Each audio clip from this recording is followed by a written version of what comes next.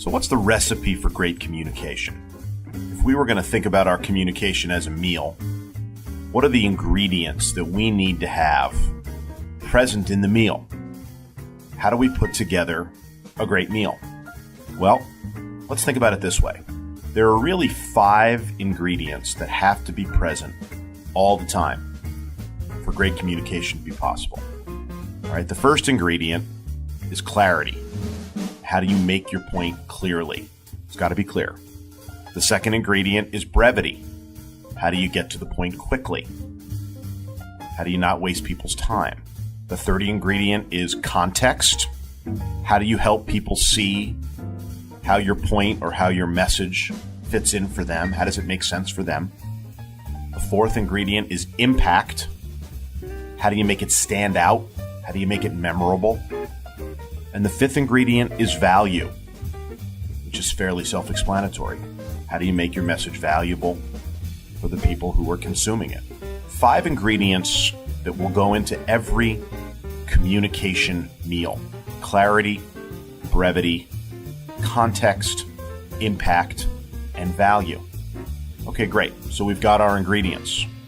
Now the next question is, how much of each ingredient do we need? And just like cooking a great meal, that's going to depend. Different meals are going to need different ingredients. They're going to need the ingredients in different proportions. And different audiences are going to have different palates. They're going to want different things out of their meal. So the really savvy communicator is going to look at their row of ingredients and is going to be able to determine, based on the audience that they're preparing their message for, what ingredients need to be dominant. So how do you figure it out? Well, when do we need clarity to be an important ingredient? Well, when there's a lot of complexity around the situation or around the issue, you need to make sure that your message includes plenty of clarity so people understand what this is really about. When do we need a bit of brevity?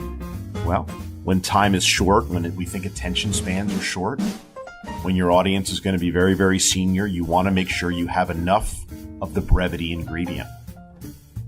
How about context? Well, maybe when there's unfamiliarity with the topic, or maybe when you're communicating with people that have a lot on their mind, or are walking in to listen to you having just come from something very, very confusing.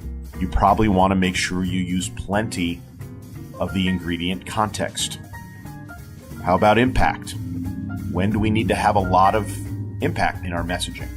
Well, when there's a lot of noise, when we really need to work hard to make it memorable, right? When we really want it to stand out, and we think that's going to be hard to achieve. We got to make sure we add plenty of impact. And then the fifth and final is value.